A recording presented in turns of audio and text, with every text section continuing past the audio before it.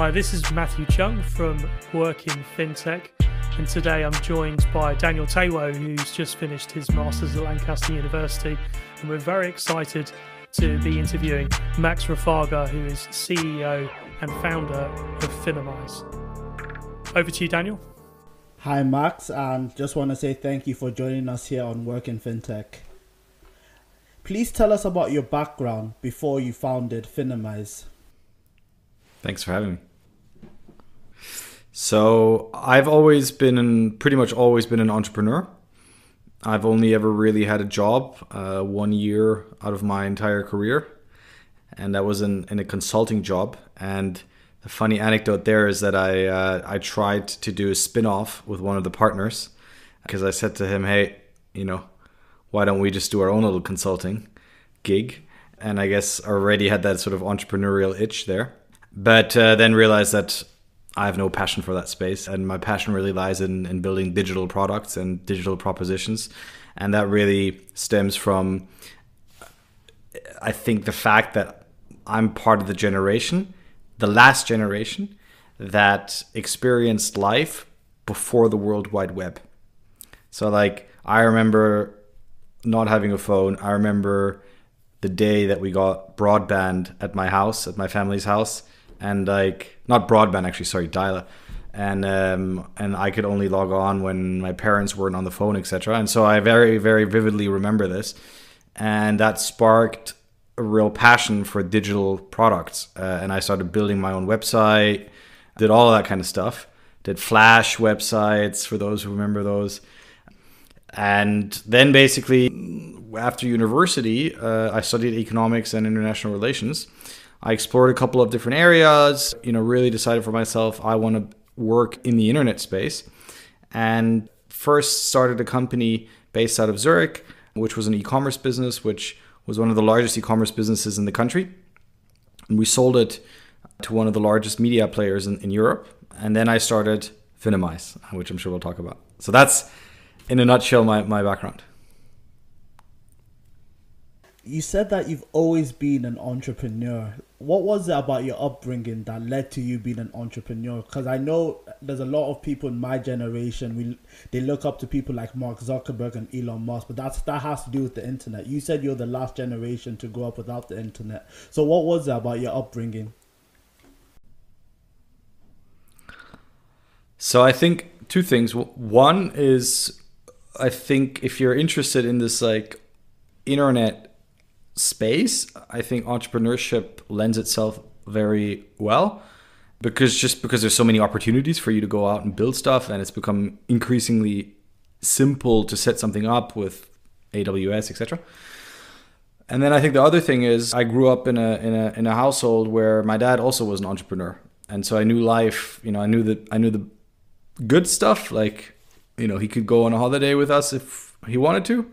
But I also knew the bad stuff, which was, when he goes on holiday, then he brings his laptop and he has to continue running the business. He had nothing to do with digital, but was actually working in a bit more of an old school industry. And he actually before that was employed, and he started his company when I was maybe 6 years old. So I kind of remember that switch still. And I'm sure I couldn't tell you specifically how it affected me, but I'm sure subconsciously it had an effect. With Finimize, you said that if you're involved in the internet space, it lends yourself to being an entrepreneur. With Finimize, what problems would you say Finimize is solving for those people who don't know about it? Yeah, so Finimize basically stems from a very personal experience. So I was in my mid to late 20s, and I did what you're told to do, which is start saving up some money. And I set up this automation that every month I would take money from my salary and transfer that onto a savings account. And I did this for months and months and months and months. And one day looked at my savings account and realized, fantastic news, I've built up savings. And then my immediate follow-up question was, all right, so what do I do with these savings now? It was pretty clear to me that I shouldn't just leave it on the savings account because inflation was higher than the interest I was getting. But when I went to go see a financial advisor, I walked through the room lovely experience, coffee, etc. on the table, but immediately they were trying to sell me their products, their services, and I knew, okay, I'm in a sales meeting here rather than them genuinely wanting to help me. And I knew straight off the back that's not what I'm looking for. And I went back home and I tried to just educate and inform myself as much as I could on investing and financial planning and all these things. And I found it really difficult to wrap my head around it, even though I studied economics. And in the evenings, then I would meet friends. A lot of them were working in the finance space, and I would bombard them with all the questions that I had from my self-education that day. And they would help me a lot. At the same time, then I just kept bumping into people who were in the same boat as I was. Like, they'd been saving, they had savings, they just didn't know what to do with them. And they didn't have that community around them of people to help answer their questions and to help empower them making the right decisions. And so at the heart of what we're trying to do, we set ourselves this mission. We want to empower all of us to become their own financial advisors. And at the end of the day, the foundational view here is it's just information. The industry is holding this information back from the end consumer, and we see our role as taking that information and putting it into the hands of the end consumer. There's a lot happening now, obviously, with the rise of the retail investor, etc. And so we really view ourselves as this modern financial information platform and community. You said that you wanted to empower people to become their own financial advisors. Finimize has a very large community, over 1 million people. I myself are part of the Finimize community. How would you say you grew your community to be so big? Like, what is the secret sauce with Finimize? Because that is quite impressive.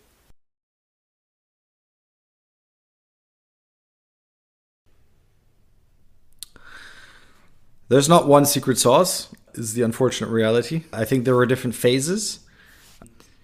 So I think in the early days, there was a lot of manual work. And we used this like framework, this mental framework called the bullseye. And the bullseye framework was actually not developed by us. It was developed by a guy, I think his name is Gabriel Weinberg. He started that anonymous search engine called DuckDuckGo or DuckGoGo. I always mix up the two. So he started that, and he wrote a book called Bullseye Framework, and we applied that in the early days, where we basically said, okay, imagine this bullseye in front of you with all the rings on the outside, and really the outer rings, you just try as many channels as you can. And then you identify, okay, maybe 2, 3, 4 work or look promising. All right, you go one ring towards the bullseye, and you continue to test until you end up with 1 or 2 really promising and successful growth channels. And then there's a sort of diminishing returns, right? Like for what happened with us in the early days, for example, was I started to reach out to everybody in my network and say, hey, check out what I'm doing. That got us a couple of users. Then we got featured by a blog post. Like that got us a couple thousand users. But what I mean by diminishing returns is, I guess constituted for a really high growth rate early on through a blog post mention, for example, today doesn't really move the needle anymore. And so you need to find new channels that will move the needle. And so we started with that. Then we did stuff like Product Hunt, etc. We were very active for the Campus Ambassador program.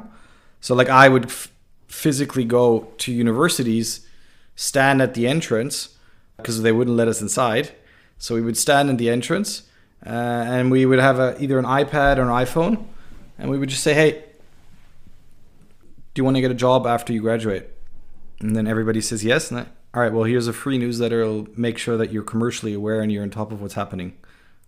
All you have to do is just enter your email. That's done.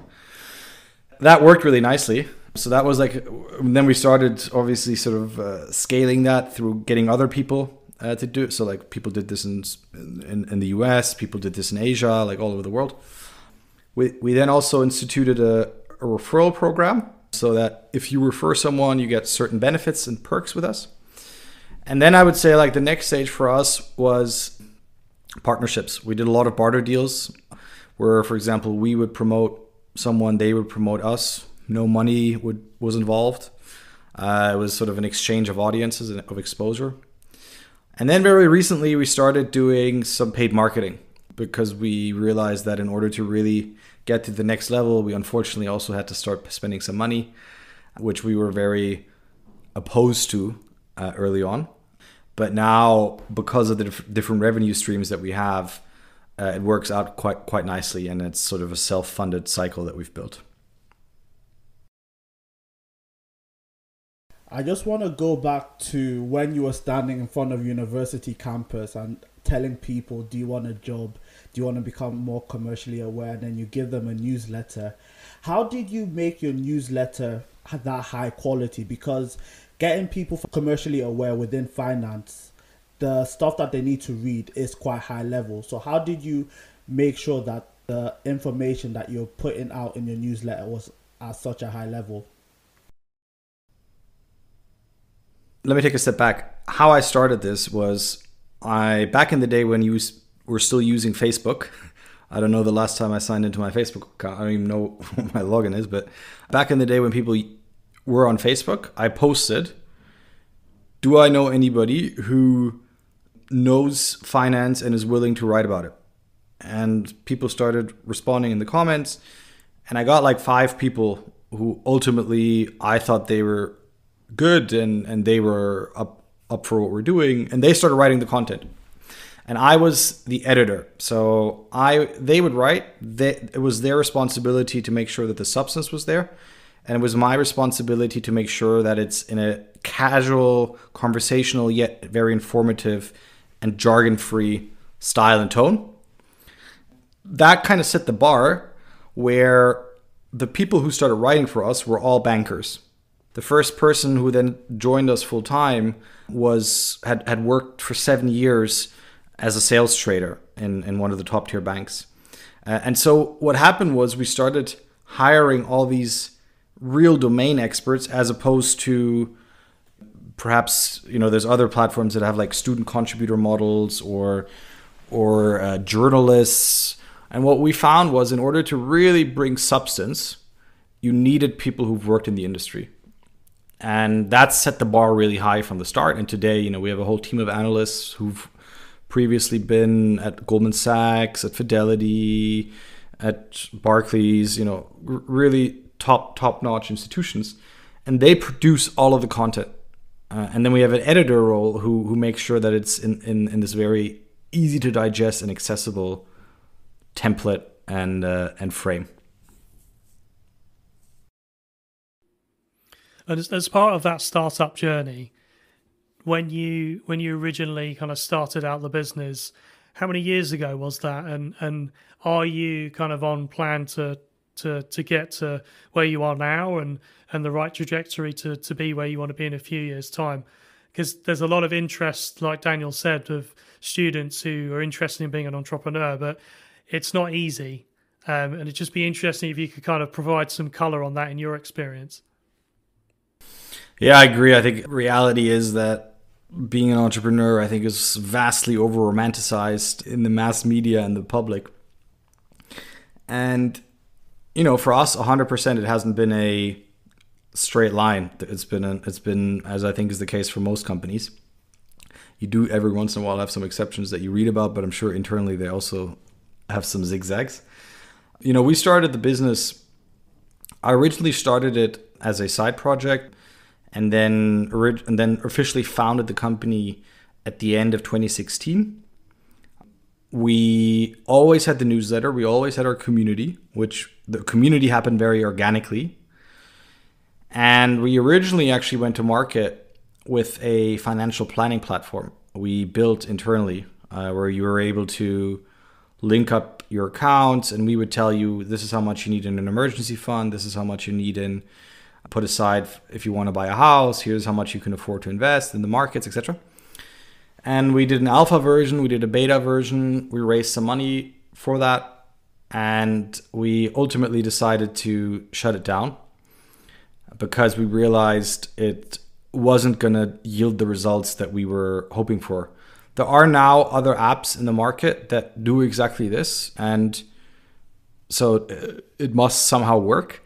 we just couldn't internally build the conviction that this was worth pursuing on our end.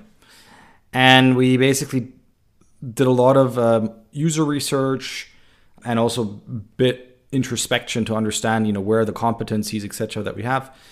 And we really started to build this financial information platform that I started talking about. And I think this was the right decision, 100%. And we're now seeing this, the way that we kind of see the market is there's a huge vacuum for financial information. There's been a lot of people always talk about democratizing the financial markets, and a lot has happened through brokerages going down to zero commission, fractional share, etc.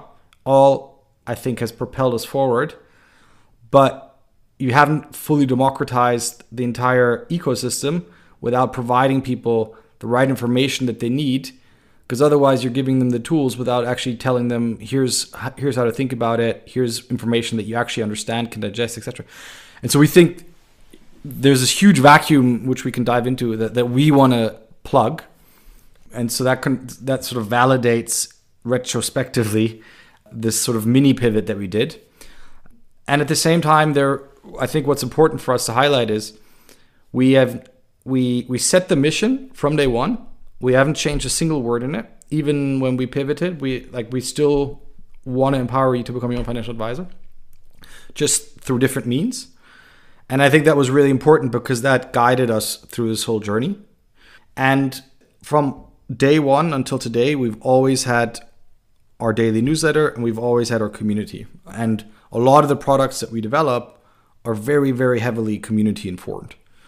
And so I guess what I'm trying to illustrate here is the zigzags that we underwent. And I'm sure that we will continue to undergo. But as long as you start to feel like you're heading in the right direction overall, and I think very importantly for me also, is having the passion. Sometimes I think about, if I wasn't doing Finimize, what would I be doing? And I still have enough passion for Finimize that I don't have a good answer. I really like what I'm doing. I really love the product that we're building. I'm super excited about the product roadmap that we have, which we're about to do some really cool stuff that go beyond content.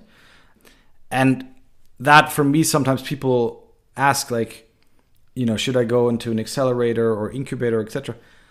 I don't in any way want to judge any of these because I think that for some people they really work.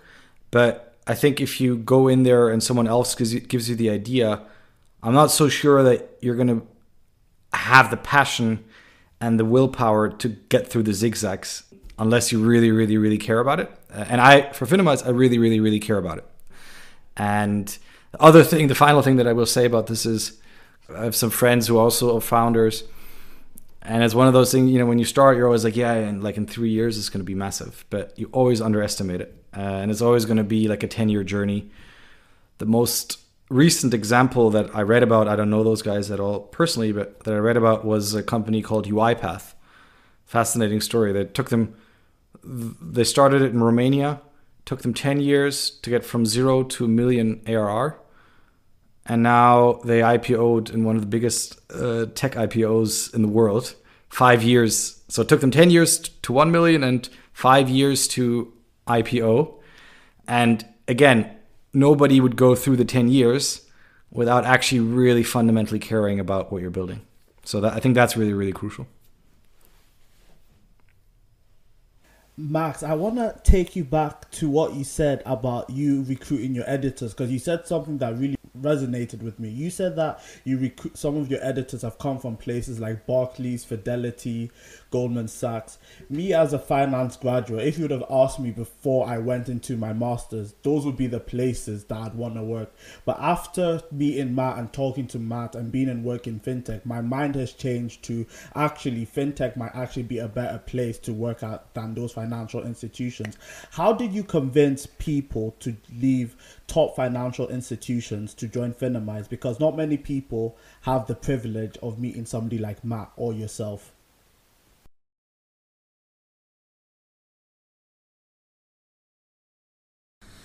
So maybe just to clarify, so our analysts, the editors are people who have typically not so much of a finance background, but our analysts are all from these places. And it's a good question. I think the thing that it always comes down to is whether people actually believe in the mission. And it sounds really cliche, but for us, it's the reality. Like, people join us, they leave their high-paying, very powerful jobs to join us because they really care and believe in what we're doing. And that's why they also stick around. You know, when we do sort of internal surveys to understand, kind of get a bit of a pulse check on the company, the number one thing is always people love working on the product, people love working on the mission. And so that's why I think it's also so crucial to have that, what I was mentioning earlier, have it clearly defined, don't mess around with it, and have that as your North Star. And within the next, let's say, 5 to 10 years, I know you said before it's hard to predict what will happen that far, but what opportunities do you see within fintech for young people? Because do you feel that a lot of fintechs need to have a clear mission statement like Finimize for there to be more opportunities within the next 5 years? Or do you think that there'll just be a lot of opportunities the way the world is going? Yeah, I mean, I think there will definitely be a lot of opportunities, but I'm sure you can build a company that's successful without having a mission, but that wouldn't be my style. And like I say, I think there's first of all, I think you need to identify a problem. I think oftentimes, and we see this every day in myself, and when we work on our product, you get excited about new technologies, you have really cool ideas for like a feature or whatever, but you need to take a step back and like, okay, are we actually solving a problem here, or is this just cool? And so I think that's also obviously really important. And I think having a clear problem definition paired with the mission, I think, in my view at least, is a really strong foundation. And then I think specifically within fintech, you know, it's an interesting question because I guess some people say, you know, every company is going to become a fintech company. You have all these services that are coming out. You know, every Apple now has a credit card. All these sort of B2B services that are empowering other companies, consumer-facing companies, to turn into banks or to turn into financial institutions to start giving loans, etc. So, you know, I think fintech is really, it's not just staying within one sector, but is really sort of pushing into other sectors as well, and that creates a lot more opportunity, I think. And with a lot of opportunity, there'll obviously be a lot of demand in the future, even now, to work within fintech. What skill set would you say is important for young people to gather in order to be a success? You've mentioned already problem solving. Would you say that there's other important skill sets that's needed? For example, coding or software skills?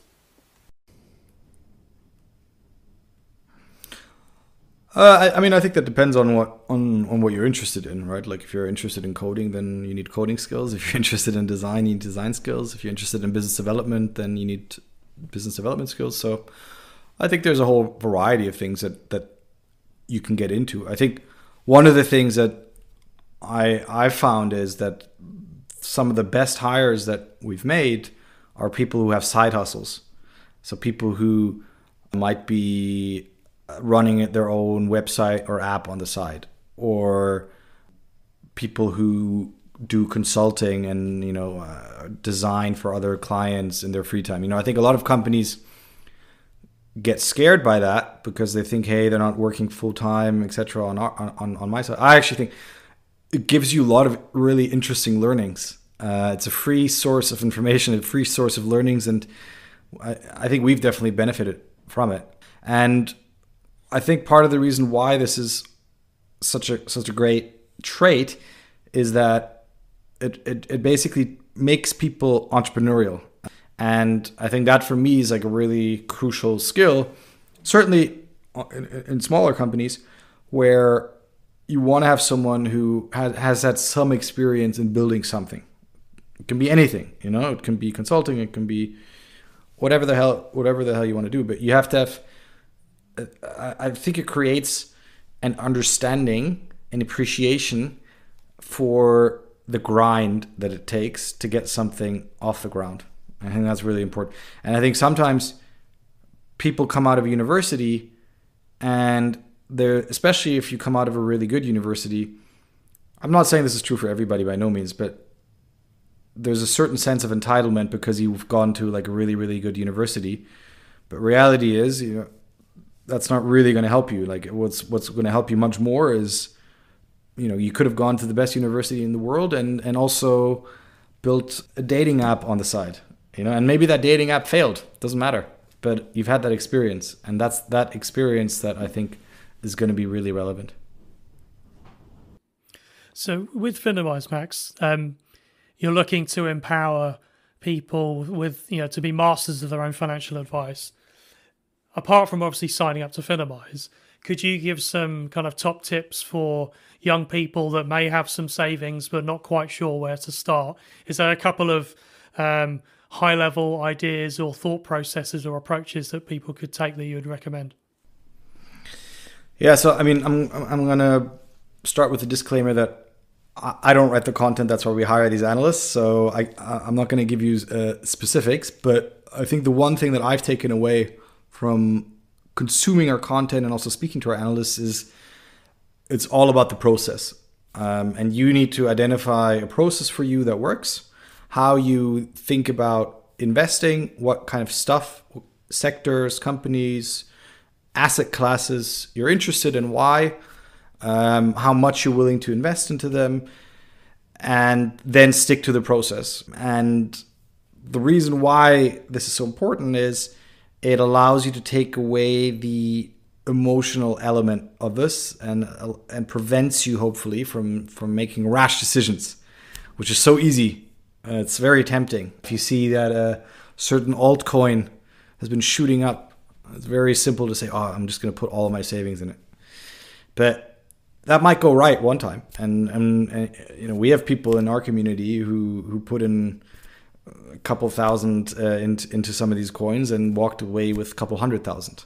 And that doesn't mean that you're a good investor, because it could be the next time you put the money in, you're going to lose it all. There's a certain element of luck there, obviously. And so I think it's all about like having the process and then sticking to the process. That would be my key suggestion. At the end of your previous answer, you were talking about young people coming out of university, have a good university, having some sense of entitlement that you would like people who have actually built something. It doesn't matter if it has failed or not. What other advice would you give to young people now graduating, entering the workplace in order to have a successful career in whatever they do? That's a big question. I would say, like I said, you know, learn by doing, number one. I think then identify something that you're truly passionate about, number two. And then I also think say yes to a lot of things. So like, I remember, like, I think maybe taking a step back, I think when you're in university, you often, I think, have a tendency to like really plan your life out. Like, I'm going to do a little bit of consulting, or like if you think about like all these finance guys, right? Like, I'm going to start working at a bank, then I become an associate, then I might join a private equity firm, and then I might do that for 3 years, and then I'm going to go to hedge fund. Like that's how they all plan their lives, right? And for some of them that works and that fulfills them. But you know, in my case, I kind of just tried and go with the flow a little bit. And when I was young, or when I was at university, for example, I would have never, ever thought that I would be working in the retail space. I thought that was a really boring space, to be honest. And then I kind of got into it, and I got really excited about like what you can do with e-commerce, etc. And I spent like 5 years building an online retailer. And then I never thought that I would get into like media and finance, and that's exactly now what I'm doing with Finimize. And I always think of this. It's very cliche, but I always am reminded of the Steve Jobs Stanford commencement speech where he says, "You can only connect the dots in hindsight." And so I kind of believe in that intrinsically, because I think, you know, there's a certain path, and if you really just, like I said, learn by doing, say yes a lot, and develop a certain passion for things, what can go wrong? Great. On that note, Max, we'll wrap up. So, Max Rofagha, thank you very much. Finimize CEO. Check them out at finimize.com, and joined today by Daniel Taiwo. Thank you.